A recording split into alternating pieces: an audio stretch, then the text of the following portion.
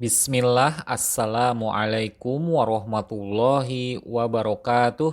Alhamdulillahi rabbil alamin. Wassalatu wassalamu ala asrofil anbiya wal mursalin wa ala alihi wa sahbihi ajmain, amma ba'du. Ahlan wa sahlan wa marhaban bikum ayuhal ikhwah dalam program belajar bahasa Arab dengan kitab Durusul Lughatil Arabiyyah wa Syarhuha. Di pertemuan kali ini kita akan melanjutkan program pembelajaran bahasa Arab dengan menggunakan kitab Durusul Lughah yang akan disertakan pula dengan kitab syarahnya, berupa penjelasan kaedah-kaedah yang terkandung di dalam kitab Durusul Lughah. Bagi yang ingin memiliki kitab-kitab tersebut, dapat menghubungi nomor kontak ataupun mengklik link pembelian yang telah kami sediakan di deskripsi video di bawah. Pada pertemuan yang sebelumnya, Ad-Darsul Asir, pelajaran yang ke-10, kita telah mempelajari tentang ad-dhamair, yaitu kata ganti orang ataupun benda. Kemudian kita juga telah mempelajari tentang penggunaan lafaz inda dan ma'a. Maka di pertemuan kali ini, yaitu Ad-Darsul Hadi Asar, pelajaran yang ke-11, kita akan mempelajari huruf jarfi yang tersambung dengan domir. Kemudian kita juga akan mempelajari tentang kedudukan fa'il dan maf'ul bih dalam sebuah susunan kalimat. Baik, untuk mempersingkat waktu, kita mulai saja pembahasannya. Ad-Darsul Hadi Asr, pelajaran yang ke-11. Di layar kita melihat sebuah cerita yang terdiri dari beberapa kalimat yang akan menjadi materi dalam pelajaran kali ini. Kita mulai bacakan. Baiti, rumahku. Hadza baiti, ini rumahku. Baiti amamal masjidi, rumahku di depan masjid. Baiti jamilun, rumahku indah. Fihi hadiqotun shogirotun, di dalamnya ada taman yang kecil. Hadhihi ghurfati, ini kamarku. Fiha nafizatun kabirotun wa mirwahatun jamilatun, di dalamnya ada jendela yang besar dan kipas angin yang indah. Hadza sariri wa hadza kursiyyi wa hadza maktabi, ini ranjangku dan ini kursiku dan ini mejaku. Sa'ati wa qalami wa kitabi alal maktabi, jamku dan penaku dan bukuku di atas meja. Wahaqibati tahtal maktabi, dan tasku ada di bawah meja. Nafizatu ghurfati maftuhatun, jendela kamarku terbuka. Hadhihi ghurfatu akhi, ini kamar saudaraku. Watilka ghurfatu ukhti, dan itu kamar saudariku. Ghurfatu akhi kabirotun wa ghurfatu ukhti shogirotun, kamar saudaraku besar dan kamar saudariku kecil. Ghurfatu akhi amama ghurfati wa ghurfatu ukhti amamal matbakhi, kamar saudaraku di depan kamarku dan kamar saudariku di depan dapur. Li akhi wahidun ismuhu Usamatu, aku punya satu saudara namanya Usamah. Wali ukhtun wahidatun ismuha Su'adu. Dan aku punya satu saudari namanya Su'ad.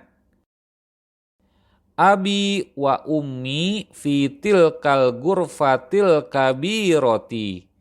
Bapakku dan ibuku di kamar yang besar itu. Ana uhibbu abi wa ummi. Aku cinta bapakku dan ibuku. Wa uhibbu akhi wa ukhti. Dan aku cinta saudaraku dan saudariku. Dari materi cerita tadi bisa kita ambil beberapa pelajaran, di antaranya adalah penggunaan dorof makan. Definisi dorof makan itu sendiri adalah lafaz isim yang menunjukkan keterangan lokasi ataupun tempat. Penjelasan sederhananya, kata-kata yang digunakan untuk menyatakan posisi suatu benda ataupun tempat dalam bahasa Arab. Kemudian dorof makan ini juga merupakan isim mansub karena kedudukannya sebagai maf'ul fih.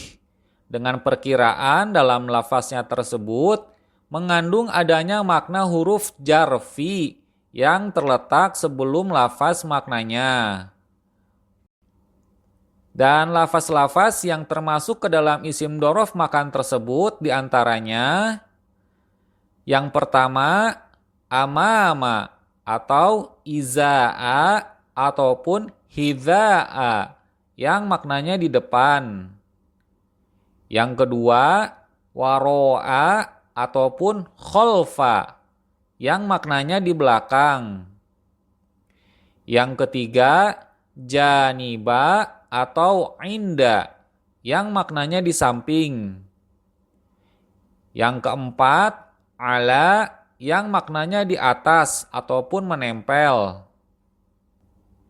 Yang kelima fauqo maknanya di atas namun tidak menempel.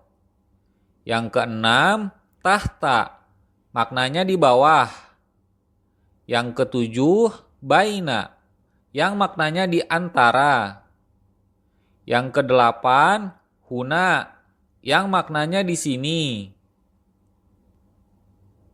Yang kesembilan, hunaka ataupun sama, yang maknanya di sana. Yang kesepuluh, tilqo'a, yang maknanya ke arah. Dan yang terakhir yang ke-11 ma'a yang maknanya bersama. Lafaz-lafaz isim dorof makan tadi termasuk ke dalam dorof makan yang mubham. Artinya untuk keterangan nama tempat yang tidak memiliki gambaran ataupun batasan tertentu. Sehingga dalam penggunaan lafaznya luas tidak menghususkan pada suatu tempat saja. Oleh karena itu, kita bisa katakan pula bahwa lafaz yamin yang maknanya kanan dan shimal yang maknanya kiri termasuk ke dalam dorof makan yang mubham. Untuk penerapan contoh lafaz dorof makan, ada dalam sebuah kalimat yang bisa kita lihat di layar. Al-haqibatu tahtal maktabi. Tas itu di bawah meja. Penjelasan kedudukan lafaznya sebagai berikut. Lafaz al-haqibatu berkedudukan sebagai mubtadanya. Kondisi dibacanya secara marfu dengan tanda dhammah di akhir lafaz. Karena lafaz al-haqibatu merupakan isim mufrad. Lalu lafaz tahta merupakan dorof makan yang kondisinya mabni dalam keadaan mansub dengan tandanya fathah di akhirannya.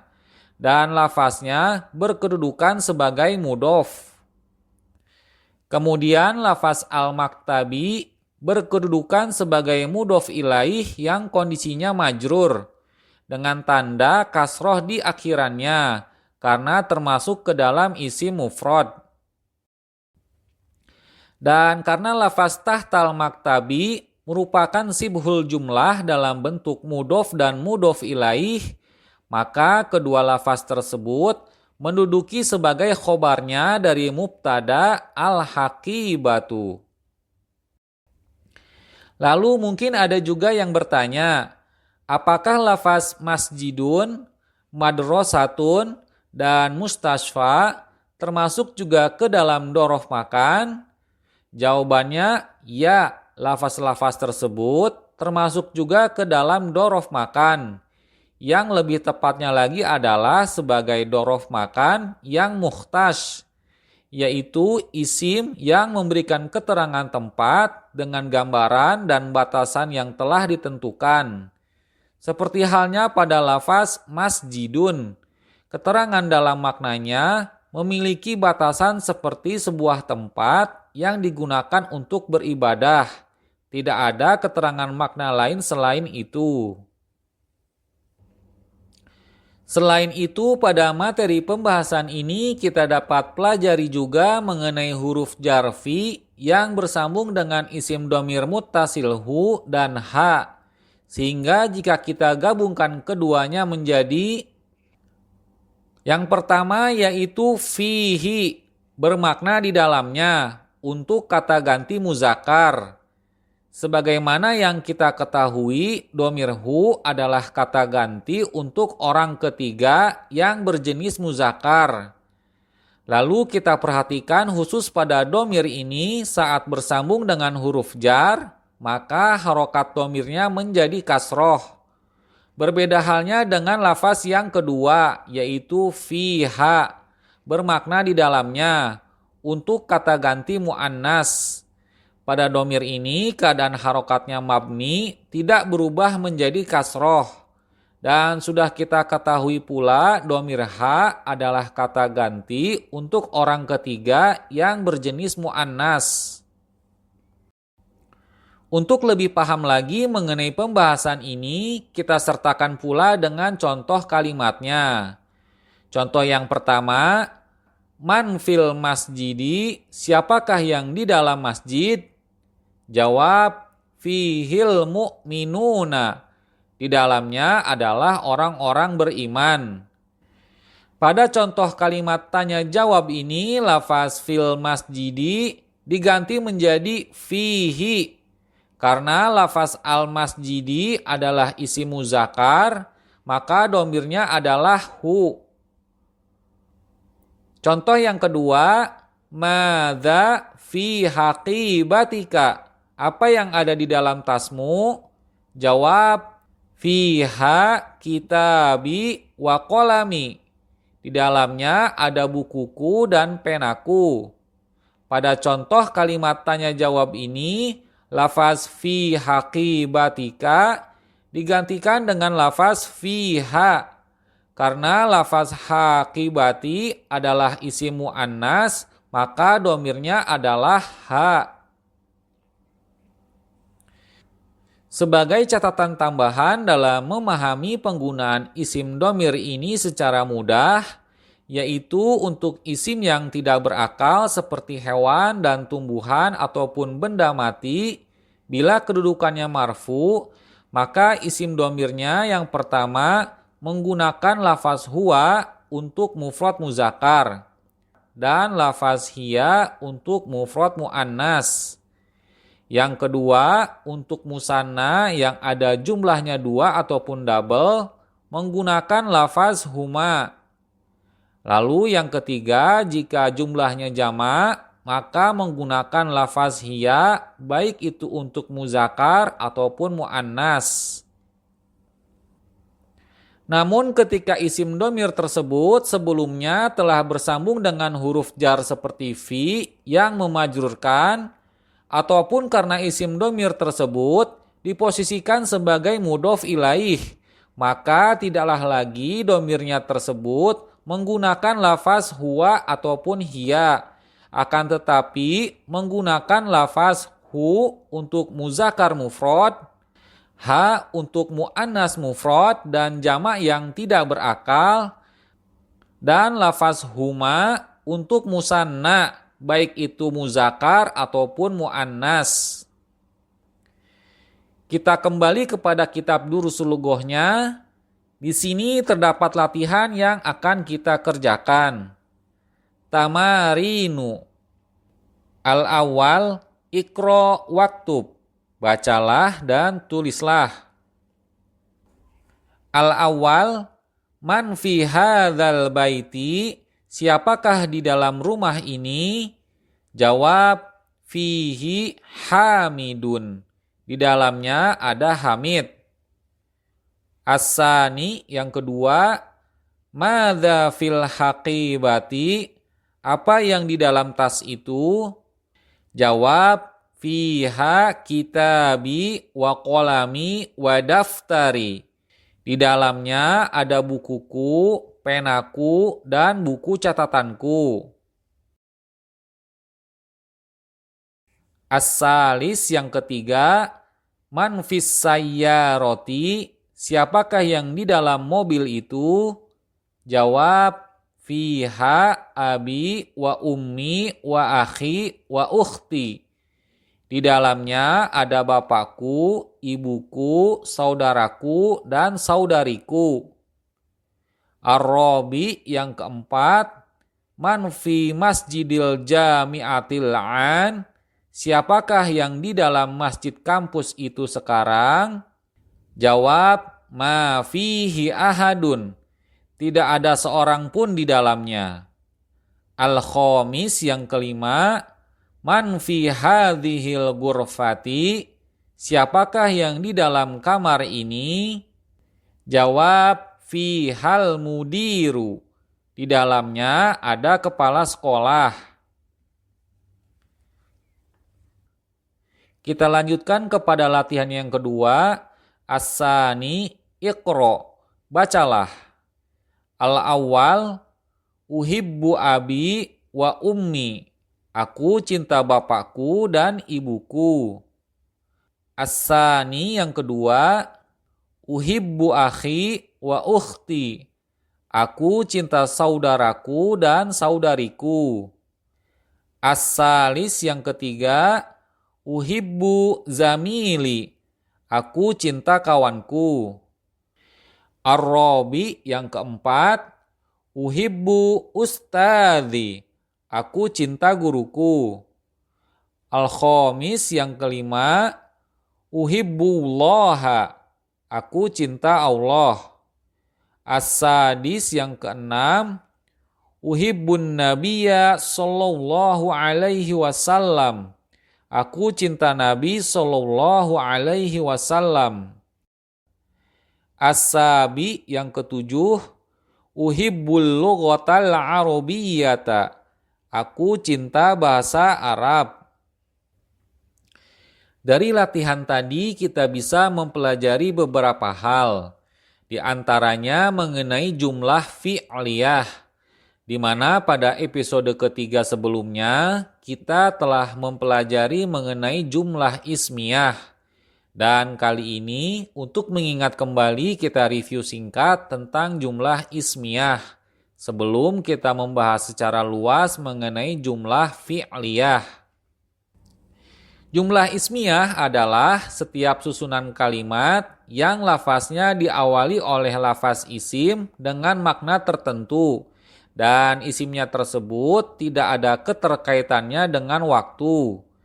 Biasanya jumlah ismiyah ini tersusun dari dua isim. Contohnya seperti pada kalimat al-qalamu maksurun.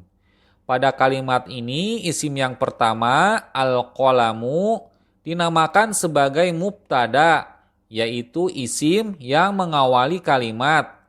Dan isim yang keduanya yaitu maksurun dinamakan sebagai khobar, yaitu isim penjelas ataupun penyempurna dari mubtada. Setelah penjelasan singkat jumlah ismiyah tadi, sekarang kita mulai beralih ke definisi jumlah fi'liyah. Jumlah fi'liyah adalah setiap susunan kalimat yang awalan lafaznya menggunakan lafaz fi'il. Definisi fi'il itu sendiri adalah kata yang menunjuk pada sebuah pekerjaan dan selalu berkaitan dengan waktu terjadinya pekerjaan. Oleh karena itu, fi'il terbagi ke dalam 3 jenis. Jenis yang pertama yaitu fi'il madi. Fi'il madi yaitu fi'il yang terjadi di masa lampau. Untuk jenis fi'il ini sudah kita bahas pada dars yang keempat, beserta ciri-ciri yang terdapat pada lafaz fi'il. Jenis yang kedua yaitu fi'il mudhari'. Dan jenis fi'il inilah yang akan kita bahas pada pertemuan kali ini. Sedangkan untuk jenis yang ketiga yaitu fi'il amr, insya Allah akan kita bahas di pertemuan yang selanjutnya. Baik, kita mulai saja pembahasan tentang fi'il mudhari' dan hal-hal yang berkaitan dengannya. Fi'il mudhari' adalah setiap kata kerja yang menunjukkan suatu perbuatan kerja yang terjadinya pada masa sekarang ataupun sedang terjadi. Dan untuk pembentukan lafaz fi'il mudhari' ini biasanya diambil dari lafaz fi'il madinya dengan cara menambahkan huruf mudhoro'ah di depan lafaznya, kemudian membentuknya sesuai dengan wazan fi'ilnya. Dan dari sini kita akan mengenali terlebih dahulu huruf-huruf mudhoro'ah yang menjadi ciri khusus dalam pembentukan fi'il mudhari'. Huruf mudhoro'ah adalah huruf tambahan yang terdapat dalam bentukan fi'il mudhari'. Dan posisinya selalu berada di awal lafaz fi'ilnya. Kemudian jumlah huruf mudhoro'ah itu sendiri ada 4. Yang pertama yaitu huruf hamzah, yang kedua yaitu huruf nun, yang ketiga yaitu huruf ya, dan yang keempat yaitu huruf ta. Yang semua huruf mudhoro'ah tersebut untuk lebih mudah mengingatnya terkumpul dalam satu bentuk kata, yaitu anaitu. Setelah kita mengenal 4 jenis huruf mudhoro'ah tadi, kita mulai membentuk fi'il mudhari'nya dari lafaz fi'il madi kataba yang memiliki wazan tasrif fa'ala yaf'ulu. Sehingga bentukan mauzun fi'il mudhari'nya sebagai berikut. Lafaz yang pertama yaitu aktubu, bermakna aku sedang menulis. Lafaz ini diawali oleh huruf hamzah yang mengandung makna kata ganti, yaitu dhamir munfasil ana dengan makna saya ataupun aku. Lafaz yang kedua yaitu naktubu, bermakna kami sedang menulis. Lafaz ini diawali oleh huruf nun yang mengandung makna kata ganti, yaitu dhamir munfasil nahnu dengan makna kami ataupun kita. Lafaz yang ketiga yaitu yaktubu, bermakna dia laki-laki sedang menulis. Lafaz ini diawali oleh huruf ya yang mengandung makna kata ganti, yaitu dhamir munfasil huwa dengan maknanya dia laki-laki. Lafaz yang keempat yang terakhir yaitu taktubu, bermakna kamu sedang menulis. Lafaz ini diawali oleh huruf ta yang mengandung makna kata ganti, yaitu dhamir munfasil anta dengan maknanya kamu laki-laki.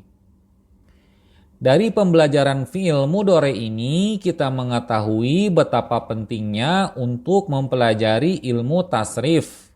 Sehingga sangat disarankan bagi yang mempelajari durusul lughoh ini agar mempelajari juga ilmu tasrif. Dan alhamdulillah di channel ini kami sudah buatkan pula video pembelajarannya. Silahkan klik link yang ada di akhir video ini. Kemudian pada latihan yang kedua tadi, kita telah membaca kalimat yang diawali oleh lafaz fi'il mudhari' uhibbu yang berasal dari bentukan lafaz fi'il madi ahabba yuhibbu dari wazan af'ala yuf'ilu.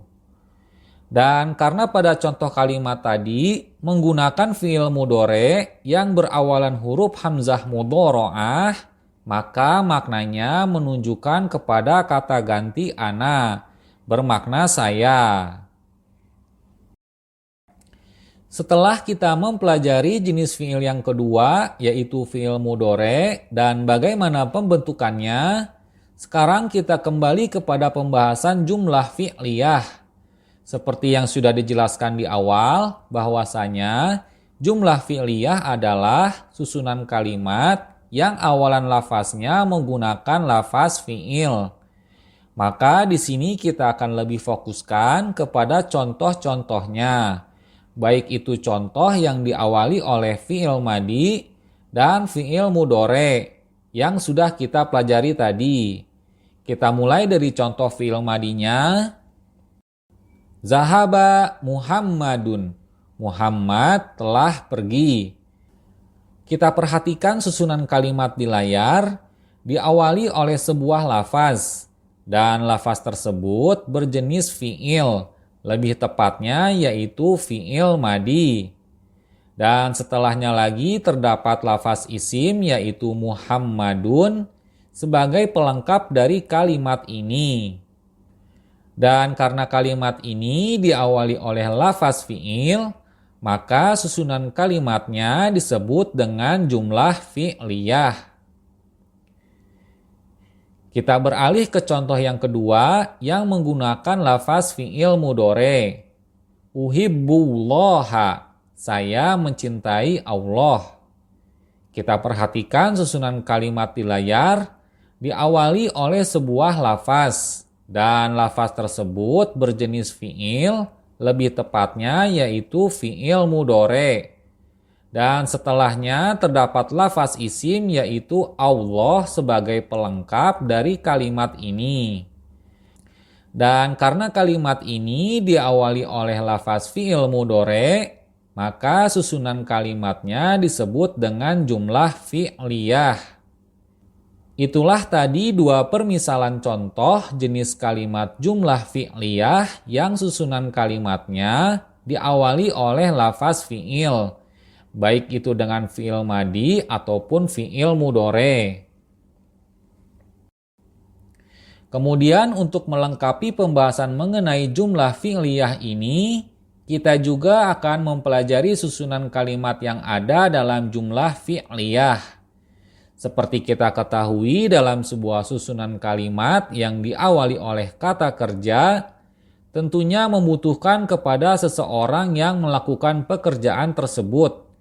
Karena tidak mungkin sesuatu disebut kata kerja jika tidak ada yang melakukan pekerjaan tersebut. Dan yang melakukan pekerjaan tersebut dalam istilah bahasa Indonesia disebutnya sebagai subjek atau pelaku pekerjaan.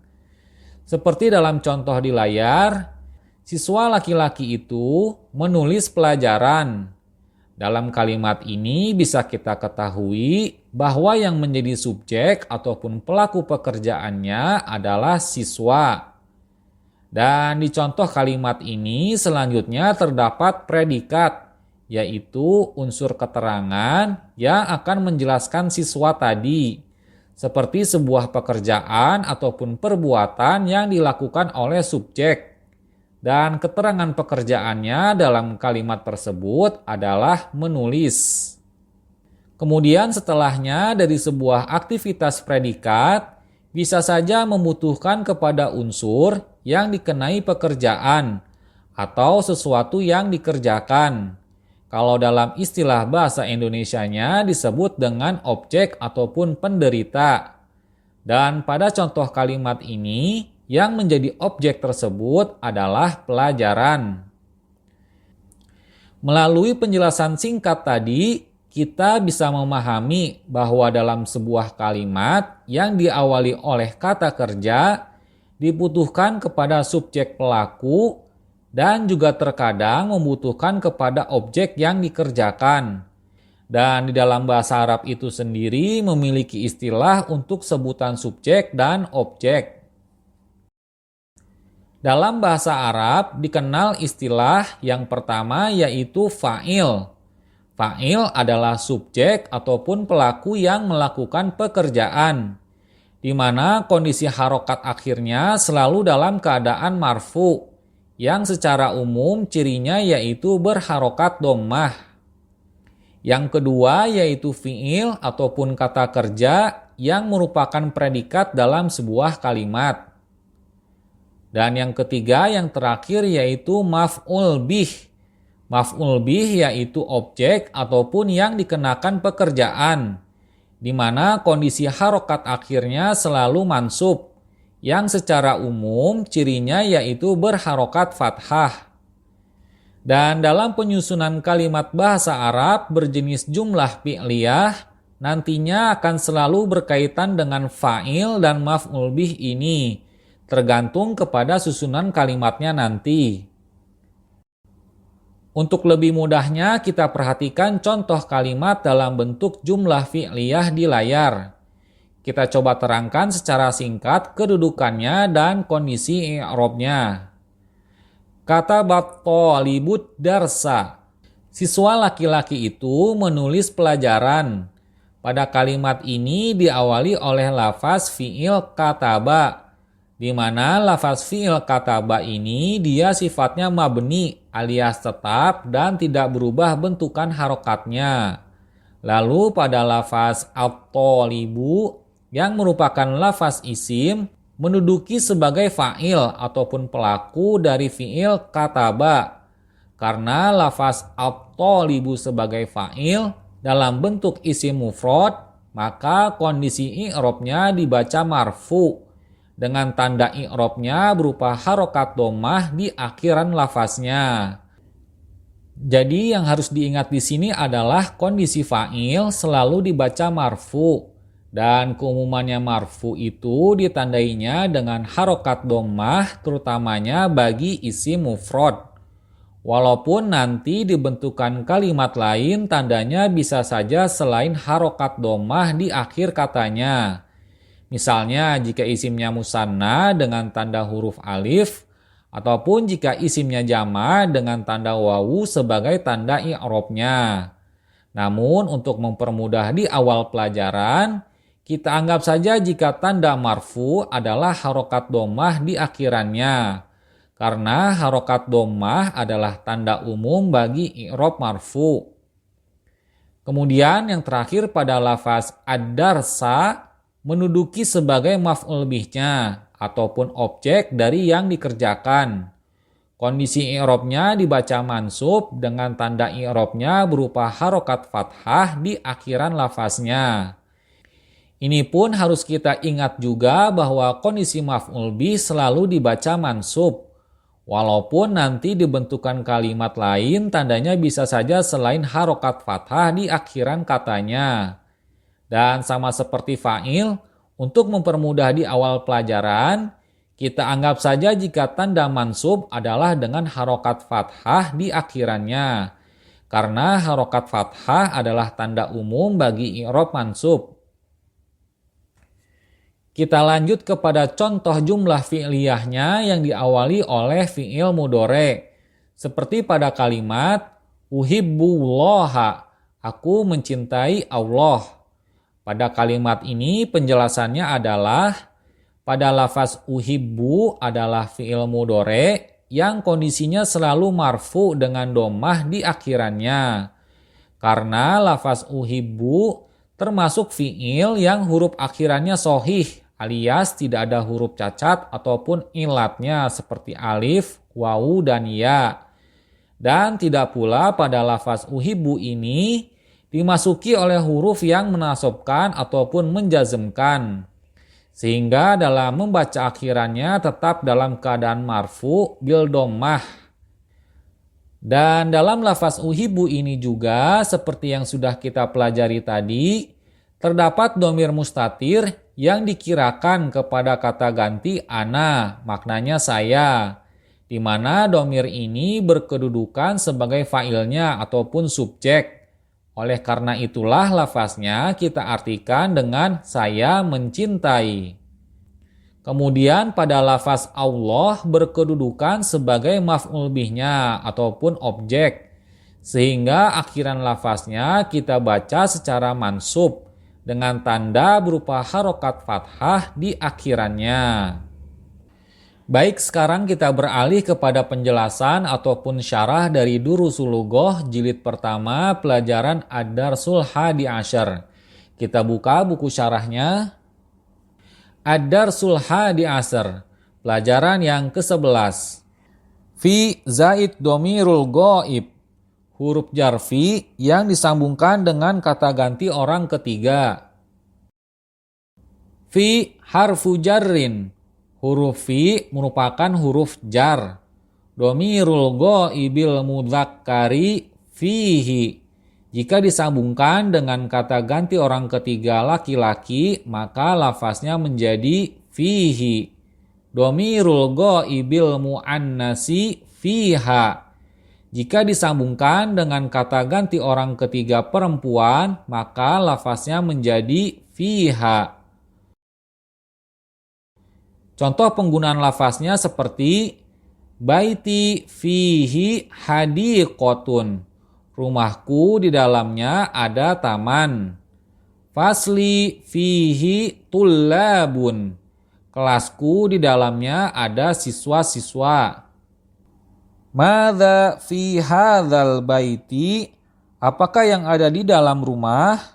Jawab, fihi asasun. Di dalamnya ada perabotan.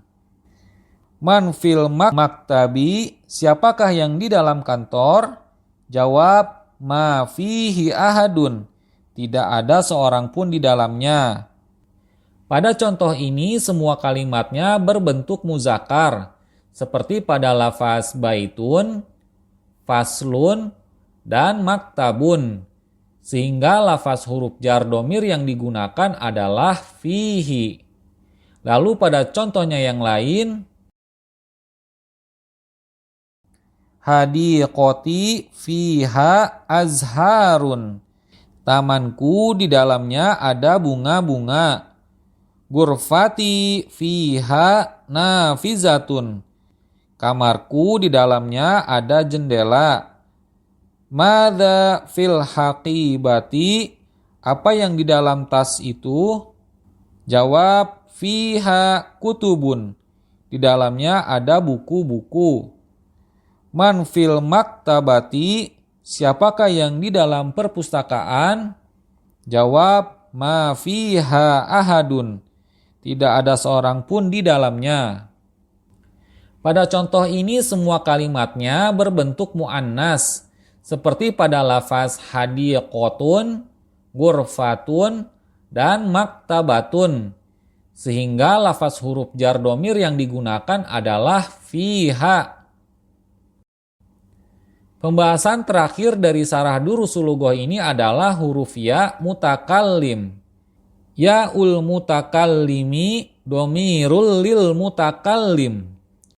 Ya mutakallim yaitu huruf ya yang digunakan sebagai kata ganti orang pertama ataupun pembicara. Dan jika dimodofkan ataupun disandarkan dengan sebuah lafaz, maka posisi hurufnya selalu berada di akhir lafaz tersebut dengan disukunkan. Contohnya seperti pada lafaz baiti, rumahku, gurfati, kamarku, haqibati, tasku, baladi, negeriku, jamiati, kampusku, abi, ayahku, ummi, ibuku, akhi, saudaraku, ukhti, saudariku. Dan jika dibentuk dalam sebuah susunan kalimat seperti jumlah ismiyah, maka bentukannya seperti baiti jamilun, rumahku indah. Di sini lafaz baiti berkedudukan sebagai mubtada dengan rincian baitun sebagai mudhof dan ya mutakallim sebagai mudhof ilaih. Lalu pada lafaz jamilun berkedudukan sebagai khobarnya. Begitu pula dengan contoh yang lain. Gurfati kabirotun, kamarku besar. Uhibbu baladi, saya mencintai negeriku. Jamiati kabirotun, kampusku besar. Uhibbu abi wa ummi, Saya mencintai bapakku dan ibuku. Uhibbu akhi wa ukhti. Saya mencintai saudaraku dan saudariku.